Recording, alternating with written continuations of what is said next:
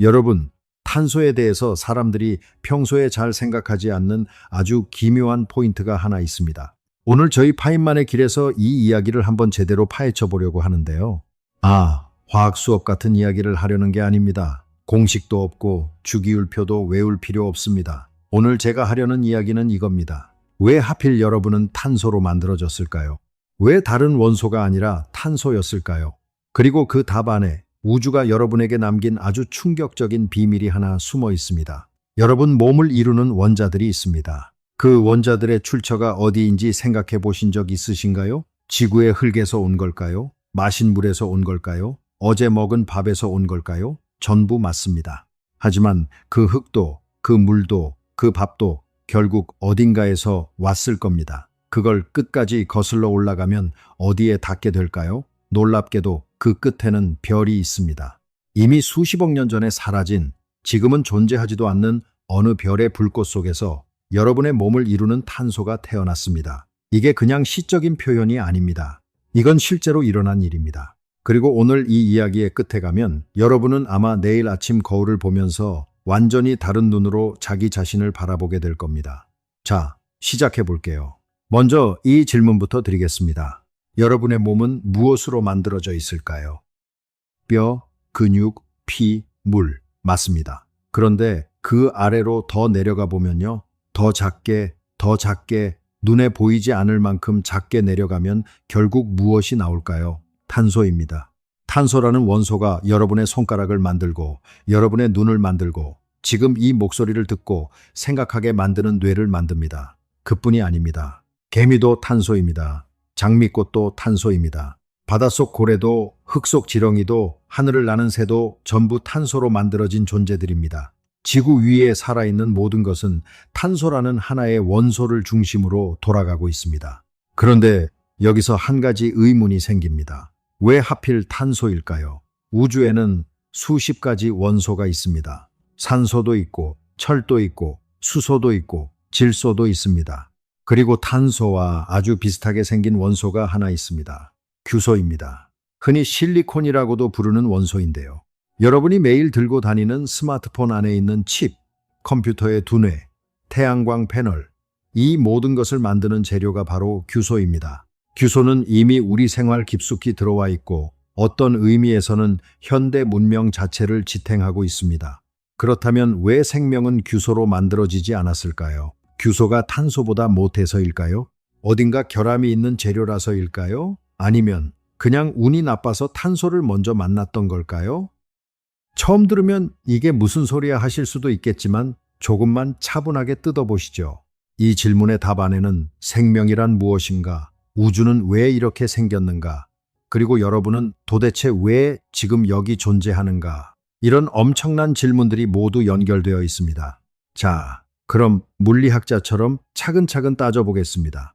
탄소와 규소가 얼마나 비슷한지부터 이야기해야 합니다. 이 두 원소는 화학자들이 원소들의 지도라고 부르는 주기율표 위에서 바로 위아래로 붙어 있습니다. 위에는 탄소, 아래에는 규소. 이게 왜 중요하냐면 주기율표에서 같은 세로줄에 있는 원소들은 화학적 성질이 아주 비슷하기 때문입니다. 쉽게 말하면 탄소와 규소는 화학적으로 사촌지간입니다. 비슷한 방식으로 다른 원소들과 결합하고 비슷한 구조를 만들 수 있습니다. 그래서 수십 년 전부터 과학자들은 진지하게 이런 질문을 해왔습니다. 우주 어딘가에 규소를 기반으로 한 생명체가 존재할 수 있지 않을까? 지구 생명이 탄소를 선택했다면 다른 행성의 생명은 규소를 선택했을지도 모르지 않을까? 공상과학 소설에서도 이 개념은 자주 등장합니다. 규소로 만들어진 외계 생명체, 암석처럼 생긴 지적 존재, 모래와 돌 속에 사는 생물, 상상만 해도 흥미롭습니다. 하지만 현실은 조금 다릅니다. 그런데 말입니다. 이 그림에는 아주 치명적인 오류가 숨어 있습니다. 규소 생명체가 왜 존재하기 어려운지 그 이유를 하나씩 풀어가다 보면 우리는 동시에 탄소가 왜 이렇게 특별한지를 깨닫게 됩니다. 그리고 그 이유들이 밝혀질 때마다 여러분이 조금씩 놀라게 될 거라고 생각합니다. 왜냐하면 이 이유들은 거창한 과학 이론이 아니라 아주 단순하고 직관적인 원리들이기 때문입니다. 오히려 너무 단순해서 놀랄 수도 있습니다. 자, 여기서 아주 자연스럽게 첫 번째 질문 하나가 머리를 스치게 됩니다. 생명이란 도대체 무엇을 요구하는 걸까요? 잠깐 철학적인 답이 아니라 화학적인 답으로 생각해 봅시다. 생명이란 본질적으로 정보를 저장하고 그 정보를 복사하고 주변 환경과 끊임없이 상호작용하며 스스로를 유지하는 시스템입니다. 그러려면 엄청나게 복잡한 분자들이 필요합니다. 단순한 덩어리가 아니라 특정 모양을 가지고 특정 기능을 수행하는 믿을 수 없을 만큼 정밀한 분자 기계들이 필요합니다. 어떻게 설명드릴까요? 지금 여러분 앞에 두 개의 레고 세트가 있다고 상상해 보세요. 하나는 아주 특별한 레고인데 이 블록들은 위, 아래, 왼쪽, 오른쪽, 앞, 뒤, 대각선 모든 방향으로 다른 블록과 연결될 수 있습니다. 얼마나 복잡한 구조도 만들 수 있고 사슬처럼 길게 이을 수도 있고 고리를 만들 수도 있고 입체적인 덩어리를 만들 수도 있습니다. 거의 무한한 가능성입니다. 그런데 다른 레고 세트는 좀 다릅니다. 이 블록들도 다른 블록과 연결될 수 있지만 연결의 힘이 약합니다. 게다가 어떤 방향으로는 잘 붙지 않습니다. 그래서 만들 수 있는 구조가 훨씬 제한적입니다. 첫 번째 레고가 탄소이고 두 번째 레고가 규소입니다. 탄소 원자 하나는 동시에 네 개의 다른 원자와 손을 잡을 수 있습니다. 그런데 이 네 손이 왜 그렇게 특별하냐면 탄소는 다른 탄소와도 손을 잡을 수 있기 때문입니다. 탄소 원자들끼리 손을 잡고 또 잡고 또 잡고 이렇게 사슬처럼 이어집니다. 두 개만 이어도 되고 10개, 100개, 수천 개를 이어도 됩니다. 탄소 원자 6개가 손을 잡고 고리를 만들 수 있고 그 고리들이 붙고 또 붙으면서 엄청나게 다양한 구조가 만들어집니다. 사슬도 되고 고리도 되고 나뭇가지처럼 가지를 뻗는 구조도 되고 입체적인 덩어리도 됩니다. 과학자들이 지금까지 발견하거나 만들어낸 탄소 기반 분자의 수는 수천만 가지가 넘습니다. 이론적으로 만들 수 있는 종류는 사실상 무한에 가깝습니다. 규소는 어떨까요? 규소도 마찬가지로 4개의 손이 있습니다. 그래서 처음에는 탄소와 비슷해 보입니다. 하지만 여기에 결정적인 차이가 있습니다. 탄소와 탄소 사이의 결합, 그 손잡기의 힘이 규소와 규소 사이의 손잡기보다 훨씬 강합니다. 탄소로 만든 긴 사슬은 안정적으로 유지됩니다. 끊어지지 않고 쉽게 분해되지 않습니다. 반면 규소로 만든 긴 사슬은 훨씬 불안정합니다. 그런데 여기서 진짜 문제가 생깁니다. 규소 사슬은 물을 만나면 스르륵 끊어집니다. 물 분자들이 규소 사슬을 공격해서 뚝뚝 분해시켜버립니다. 그리고 여기에 아이러니가 있습니다. 생명은 물 없이 존재할 수 없습니다. 우리가 아는 모든 생명체는 물을 기반으로 합니다. 세포의 내부는 대부분 물이고 모든 화학 반응은 물 속에서 일어납니다. 생명이 탄생한 바다도 물이었고 생명이 진화한 강도 물이었습니다. 탄소는 물이라는 생명의 바다 속에서 살아남을 수 있는 재료입니다. 규소는 그 바다에서 쉽게 녹아버리는 재료입니다. 이것이 첫 번째 이유입니다. 명심하세요. 이 첫 번째 이유만으로도 이미 규소 생명체는 심각한 불리함을 안고 출발합니다. 하지만 두 번째 이유는 더 결정적입니다. 두 번째 이야기로 넘어가기 전에 잠깐 일상으로 돌아와 봅시다. 여러분, 불을 피워본 적 있으시죠? 캠프파이어든 명절에 피우는 모닥불이든 아니면 성냥 하나를 켜본 경험이든 상관없습니다. 불이 타면 공기 중으로 올라가는 무언가가 있습니다. 바로 이산화탄소입니다. 탄소가 산소와 결합해서 만들어지는 기체인데요. 우리가 숨을 쉬면서 내뱉는 기체가 바로 이산화탄소이고 식물이 흡수하는 기체도 이산화탄소입니다. 탄산음료의 톡 쏘는 기포도 이산화탄소입니다. 자, 이제 핵심 질문입니다. 탄소와 산소 두 개가 만나면 이산화탄소가 됩니다. 이산화탄소는 기체입니다. 공기 중에 가볍게 둥둥 떠다닙니다. 그렇다면 규소와 산소 두 개가 만나면 어떻게 될까요? 이산화규소가 됩니다. 그런데 이것의 다른 이름이 뭔지 아십니까? 모래입니다.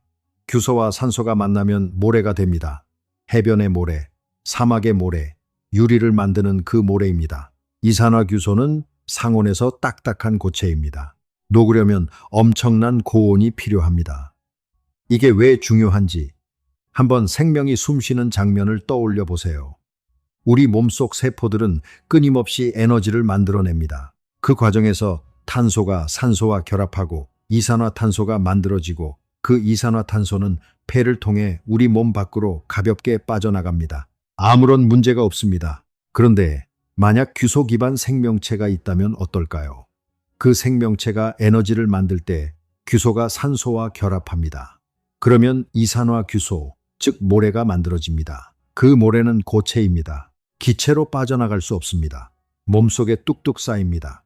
규소 기반 생명체가 숨을 쉴 때마다 몸속에 모래가 쌓인다면 그 생명체는 살아가기가 대단히 어렵습니다. 폐기물을 배출할 방법이 없기 때문입니다. 탄소 기반 생명체는 이산화탄소라는 기체 형태로 폐기물을 아주 쉽게 배출합니다. 숨만 쉬면 됩니다. 하지만 규소 기반 생명체는 모래라는 고체 폐기물을 어떻게 처리해야 할지 큰 문제가 생깁니다. 이것이 두 번째 이유입니다. 탄소는 자신이 만드는 폐기물을 가볍게 공기 중으로 날려버릴 수 있는데 규소는 자신이 만드는 폐기물이 돌처럼 굳어버립니다. 이걸 한번 가만히 음미해 보세요. 생명이 탄소를 선택한 건 탄소가 특별히 대단해서가 아닐 수도 있습니다. 단지 탄소가 가장 불편함이 없는 재료였기 때문일 수 있습니다. 물속에서 살 수 있고 쓰고 남은 것을 바람처럼 날려버릴 수 있는 재료. 생명은 어쩌면 가장 편리한 선택을 했을 뿐인지도 모릅니다.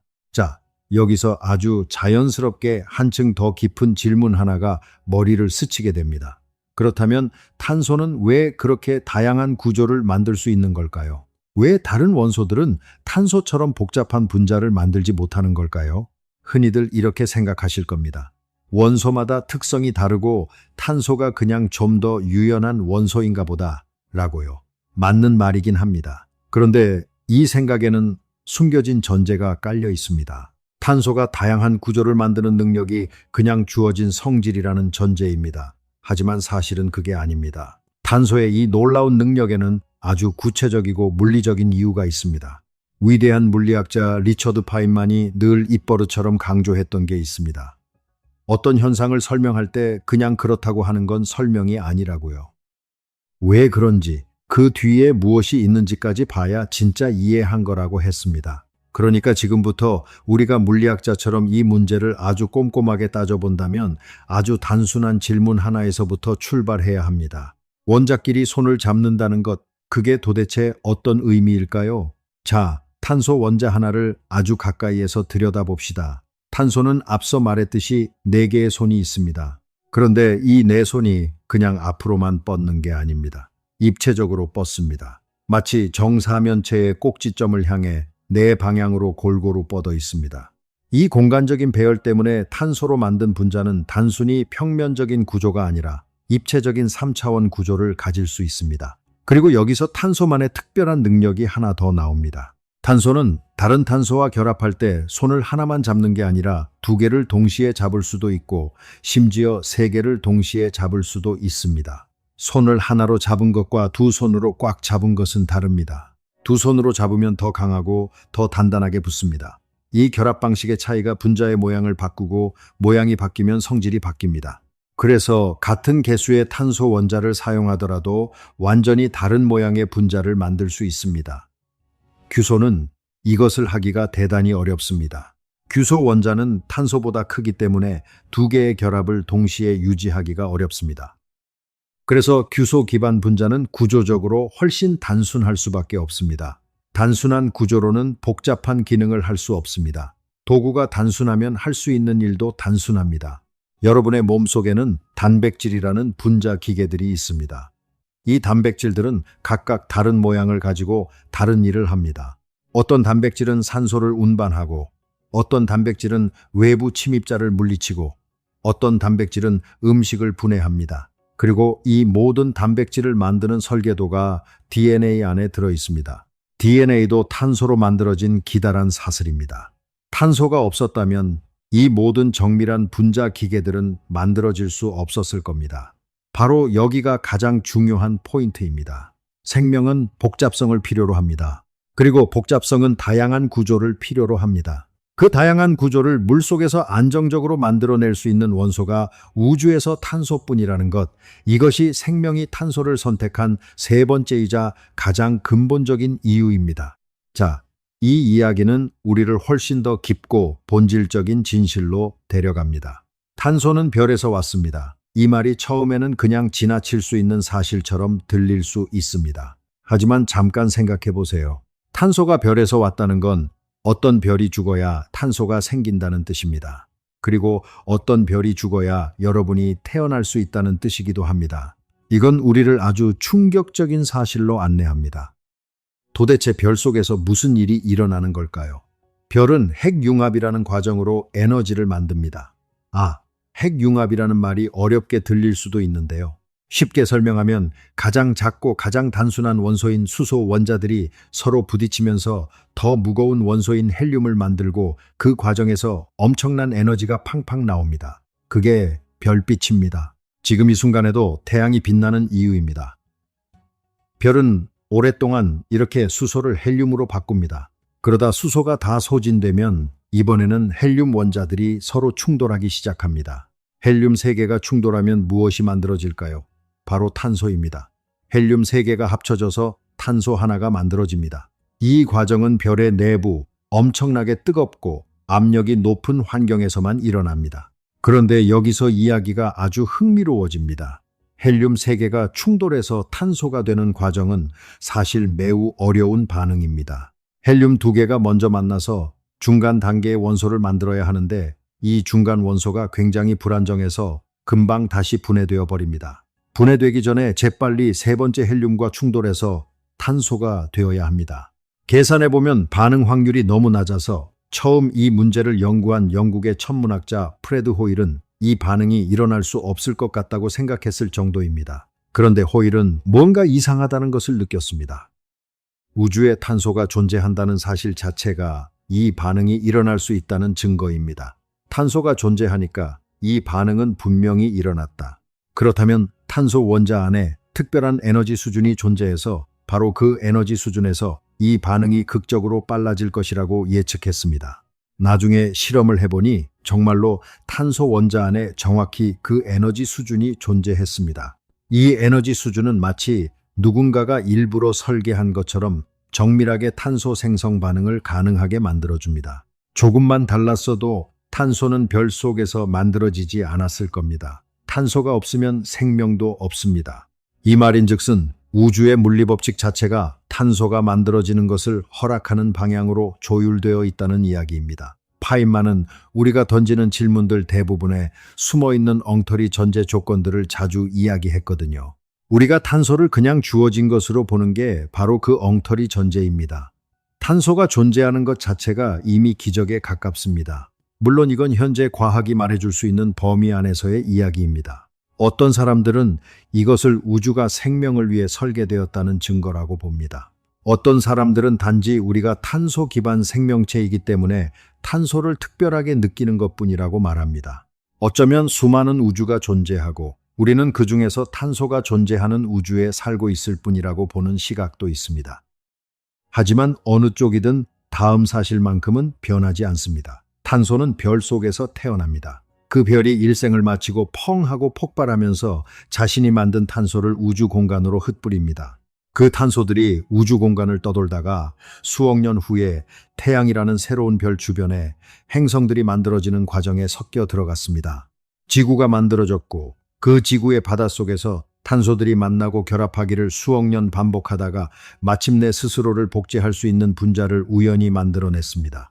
그 분자가 진화를 거듭해서 마침내 지금의 여러분이 되었습니다.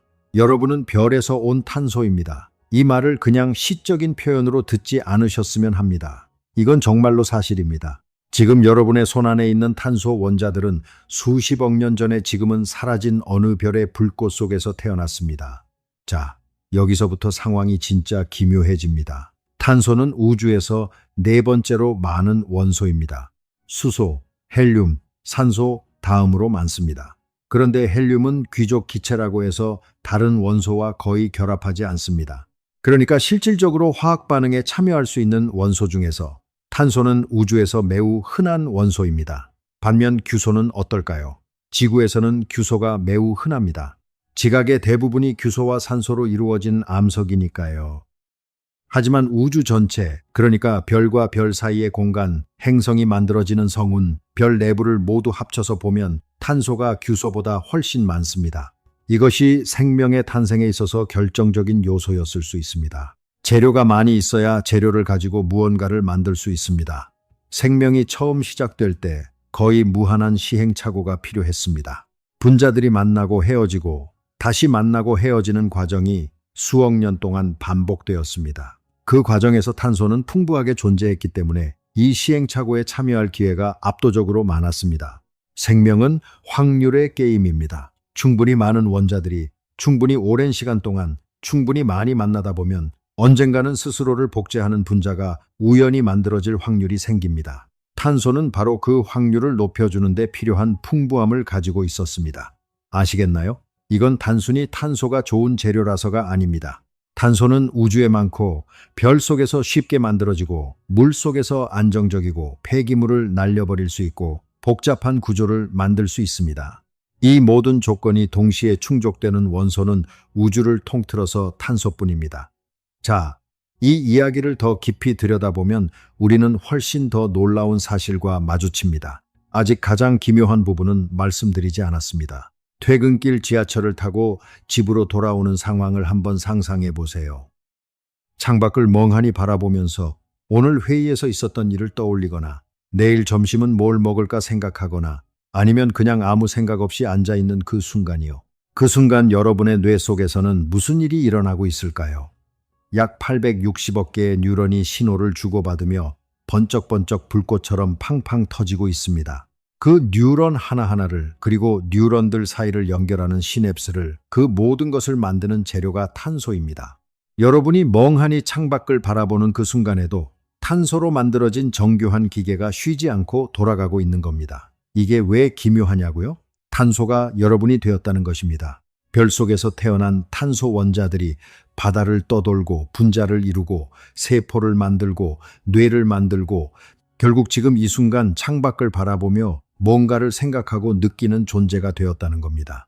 탄소가 생각하고 탄소가 느끼고 탄소가 아름다움을 인식하고 탄소가 자기 자신이 무엇으로 만들어졌는지를 스스로 궁금해하고 있습니다. 이건 세상을 바라보는 시점이 아주 중요하게 뒤집히는 순간입니다. 우리는 지금까지 탄소라는 원소를 마치 재료처럼 이야기해 왔습니다. 벽돌과 시멘트처럼 생명이라는 집을 짓는 재료로요. 하지만 사실은 그게 아닙니다. 탄소는 단순한 재료가 아닙니다.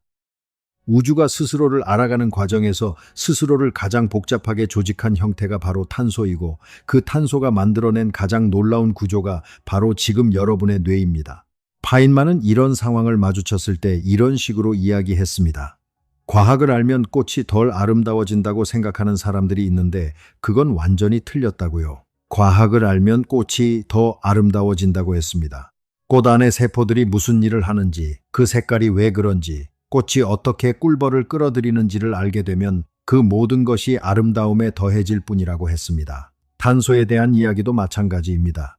여러분이 오늘 탄소에 대해서 알게 된 것들이 여러분 자신을 보는 시선을 덜 경이롭게 만들지 않습니다. 오히려 훨씬 더 경이롭게 만들 것입니다. 자, 이 이야기를 한층 더 깊이 가봅시다. 탄소가 만드는 분자들의 다양성이 얼마나 압도적인지를 잠깐 이야기하고 싶습니다. 탄소는 다이아몬드이기도 합니다. 이 말을 들으면 어떤 생각이 드십니까? 여러분의 몸을 이루는 재료와 반지 속에 반짝이는 보석이 같은 원소라는 것이 이상하게 느껴지지 않습니까? 다이아몬드는 순수한 탄소입니다. 탄소 원자들이 아주 특정한 방식으로 아주 높은 압력과 온도 아래에서 배열되어 만들어진 것이 다이아몬드입니다. 반면 연필 안에 있는 심도 탄소입니다. 연필심과 다이아몬드는 같은 원소이지만 탄소 원자들이 배열되는 방식이 달라서 완전히 다른 성질을 가집니다. 하나는 세상에서 가장 단단한 물질이고 다른 하나는 종이에 쉽게 묻어나는 부드러운 재료입니다. 이 말인즉슨 탄소는 같은 원소이면서도 배열에 따라 완전히 다른 모습을 가질 수 있다는 뜻입니다. 최근에 발견된 탄소의 또 다른 형태들도 있습니다.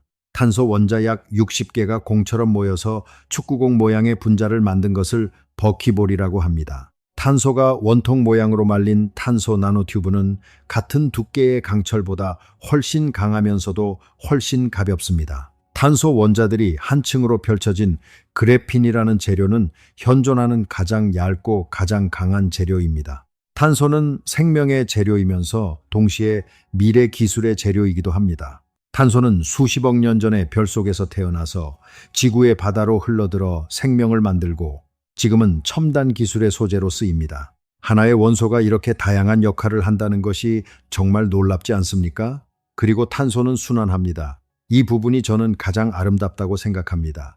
여러분이 매일 아침 커피를 마신다면 그 커피 향을 만드는 수백 가지 분자들이 모두 탄소로 만들어져 있습니다. 그 향이 여러분의 코 안으로 들어가서 신경세포를 자극하는 과정도 탄소 기반 분자들이 하는 일입니다.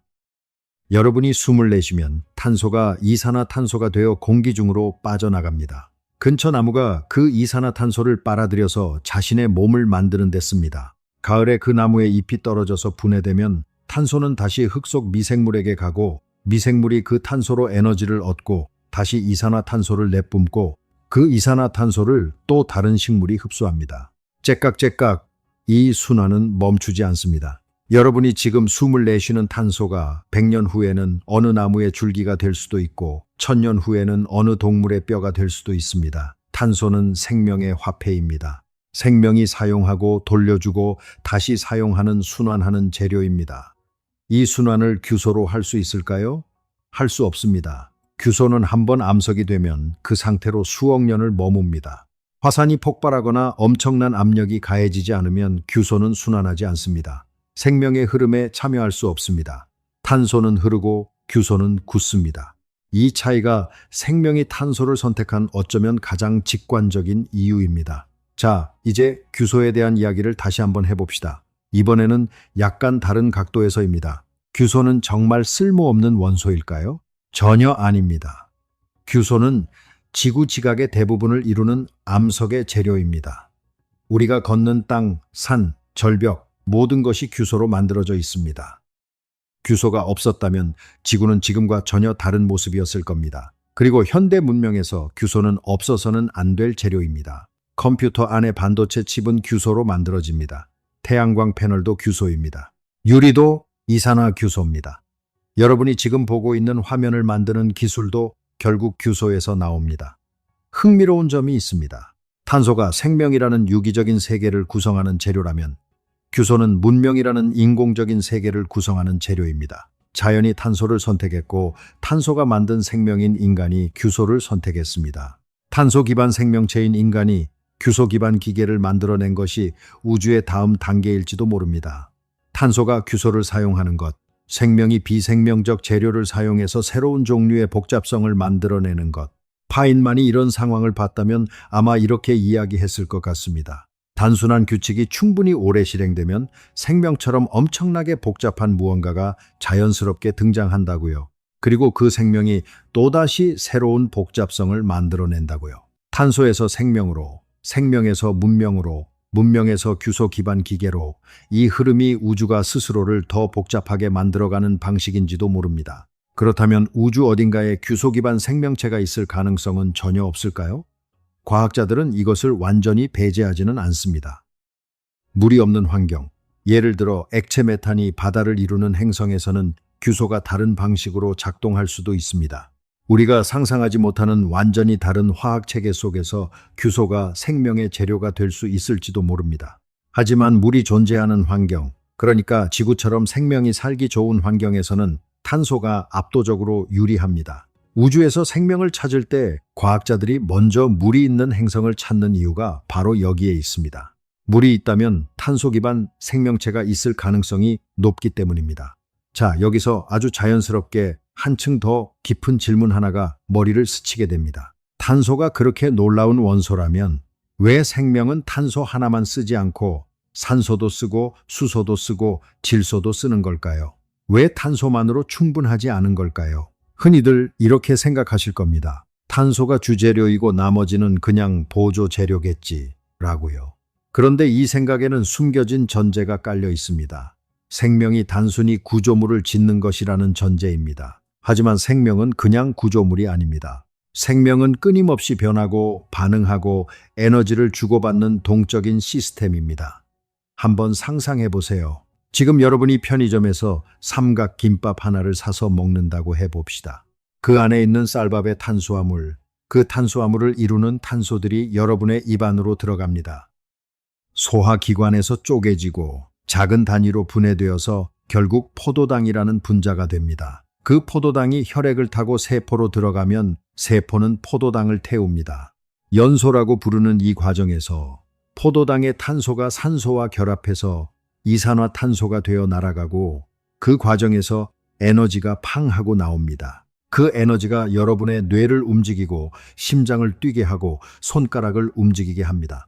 그러니까 지금 여러분이 이 목소리를 듣고 있을 수 있는 건 어떤 탄소가 산소를 만나서 이산화탄소로 사라졌기 때문입니다. 생명의 에너지는 탄소의 희생 위에서 나옵니다. 탄소가 불꽃처럼 타면서 에너지를 내고 그 에너지로 다른 탄소들이 복잡한 구조를 유지합니다. 그런데 여기서 산소와 수소와 질소가 등장합니다. 왜냐고요? 탄소로만 만든 분자는 너무 소수성입니다. 즉, 물을 싫어합니다. 탄소끼리만 손을 잡은 구조는 물과 잘 섞이지 않습니다. 기름과 물이 섞이지 않는 것과 같은 원리입니다. 그런데 생명은 물 속에서 살아가야 합니다. 그래서 탄소는 산소, 수소, 질소 같은 원소들을 자신의 구조 안에 끌어들입니다. 이 원소들이 붙으면 물과 친하게 상호작용하면서도 탄소의 복잡한 구조를 유지할 수 있게 됩니다. 쉽게 말하면 탄소는 뼈대를 만들고 나머지 원소들은 그 뼈대가 물속에서 제대로 작동하도록 옷을 입혀주는 역할을 합니다. 탄소가 건물의 철골이라면 산소와 수소와 질소는 그 철골을 감싸는 벽면이고 창문이고 배선입니다. 이것이 왜 중요하냐면 규소는 이 협업을 제대로 하지 못하기 때문입니다. 규소가 산소와 결합하면 앞서 말했듯이 딱딱한 모래가 됩니다. 유연하게 물속에서 기능하는 복잡한 분자를 만들 수 없습니다. 규소는 결합하는 순간 굳어버리는 경향이 있습니다. 반면 탄소는 산소, 수소, 질소와 결합하면서 유연하고 물친화적이고 복잡한 분자를 만들어냅니다. 이걸 한번 가만히 음미해 보세요. 여러분의 몸은 단순히 탄소로만 만들어진 게 아닙니다. 탄소가 다른 원소들과 협력해서 만들어낸 엄청나게 복잡하고 유연한 시스템입니다. 그리고 그 시스템의 중심에 항상 탄소가 있습니다. 탄소가 없으면 이 협력 자체가 가능하지 않습니다. 그렇다면 이제 이런 질문을 해볼 수 있습니다. 아직 따라오고 계시죠? 탄소 기반 생명이 이토록 복잡해질 수 있었다면 생명이 앞으로도 계속 더 복잡해질 수 있을까요? 생명의 복잡성에는 한계가 있을까요? 그리고 지금 우리가 만들고 있는 규소 기반 컴퓨터는 언젠가 탄소 기반 생명을 뛰어넘을 수 있을까요? 이 질문은 사실 굉장히 깊은 곳에서 나오는 질문입니다. 왜냐하면 탄소와 규소의 차이가 단순히 재료의 차이가 아니라 어떤 종류의 복잡성이 가능한지의 차이이기 때문입니다. 탄소가 만드는 복잡성은 유연하고 살아있고 변화하는 복잡성입니다. 규소가 만드는 복잡성은 정밀하고 빠르고 정확한 복잡성입니다. 둘은 서로 다른 방향의 복잡성입니다. 어쩌면 우주의 이 두 원소는 복잡성을 향한 두 가지 다른 길을 대표하는 것일지도 모릅니다. 탄소는 생명이라는 길을 열었고 규소는 기계라는 길을 열었습니다. 그리고 지금 이 순간 탄소가 만든 생명이 규소가 만든 기계를 사용해서 이 이야기를 전달하고 여러분의 탄소로 만들어진 뇌가 그것을 받아들이고 있습니다. 결론부터 말씀드리자면 생명이 탄소를 선택한 건 우연이 아니었습니다. 탄소는 물속에서 복잡한 구조를 유지하고 폐기물을 기체로 날려버리고 우주에서 충분히 흔하게 존재하는 생명이라는 시스템이 요구하는 거의 모든 조건을 충족하는 유일한 원소였습니다. 규소는 그 조건들을 만족하지 못했습니다. 물을 두려워하고 폐기물을 처리하지 못하고 복잡한 구조를 만드는데 한계가 있었기 때문에 규소는 대신 다른 역할을 맡았습니다. 지구를 단단하게 받치는 암석이 되었고 문명을 가능하게 하는 반도체가 되었습니다. 탄소는 생명을 만들었고 규소는 탄소가 만든 생명이 사용하는 도구가 되었습니다. 이것이 우주가 이 두 원소에게 부여한 역할인지도 모릅니다. 그리고 이 모든 이야기 끝에 저는 여러분에게 한 가지 장면을 선물로 드리고 싶습니다. 지금으로부터 약 40억 년 전으로 거슬러 올라갑니다. 지구는 갓 태어난 별 주변의 행성입니다. 바다는 뜨겁고 거칩니다.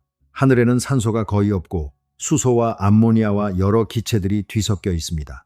번개가 치고 화산이 폭발하고 운석이 떨어집니다. 이 혼돈의 바다 속에서 분자들이 만나고 헤어지고 다시 만납니다. 그러다 어느 순간 어떤 분자들이 우연히 결합해서 아주 특별한 구조를 만들어냅니다. 자신과 똑같은 구조를 복제할 수 있는 능력을 가진 분자입니다. 이것이 생명의 시작이었습니다. 그 분자는 탄소로 만들어져 있었습니다. 별 속에서 태어나서 우주를 떠돌다가 이 바닷속에 녹아든 탄소로요. 그 탄소가 수십억 년을 거쳐 진화하고 분열하고 진화하고 합쳐져서 지금 이 순간 이 목소리를 듣고 있는 여러분이 되었습니다. 처음 들으면 코웃음 치실지 모르겠지만 한 번만 더 생각해 보세요. 여러분이 지금 이 순간 살아있다는 것, 이 목소리를 듣고 무언가를 느낀다는 것은 수십억 년의 우주 역사가 만들어낸 기적입니다. 어떤 별이 폭발해서 탄소를 우주에 흩뿌리지 않았다면, 어떤 바다에서 어떤 분자들이 우연히 결합하지 않았다면 여러분은 지금 여기 없습니다. 어떻게 이게 가능할까요? 그 답이 바로 탄소입니다. 우주가 자기 자신을 바라보는 눈이 바로 여러분이고 탄소가 자기 자신의 이야기를 하는 것이 바로 지금 이 순간입니다. 다음에 여러분이 모래사장을 걸을 때 발 아래의 모래를 한번 바라보세요. 그 모래가 규소입니다. 그리고 여러분의 발이 탄소입니다. 규소 위를 탄소가 걷고 있는 것입니다. 생명이 아닌 것 위를 생명이 걷고 있는 것입니다. 그 모래 속의 규소와 여러분의 발 속의 탄소는 수십억 년 전에 같은 별 속에서 함께 태어났을 수도 있습니다. 그런데 하나는 모래가 되었고 하나는 생각하고 느끼는 여러분이 되었습니다. 그 차이를 만든 것이 오늘 우리가 이야기한 세 가지 이유입니다. 그리고 그 이유들 뒤에 우주의 수학이 허락한 거의 피할 수 없는 결론이 있습니다. 오늘도 이 깊은 이야기를 끝까지 함께 해주셔서 진심으로 감사합니다. 저희 파인만의 길을 처음 찾아오신 분들, 그리고 오랫동안 함께 걸어오신 분들 모두 정말 반갑습니다. 이 이야기가 마음에 드셨다면 좋아요 버튼과 구독 버튼이 저희에게 정말 큰 힘이 됩니다. 그리고 오늘 밤 잠들기 전에 딱 한 번만 더 생각해 보세요. 지금 이 순간 살아 숨쉬고 있다는 것이 얼마나 경이로운 일인지를요. 다음 영상에서 더 흥미롭고 명쾌한 이야기로 다시 찾아뵙겠습니다. 안녕히 계세요.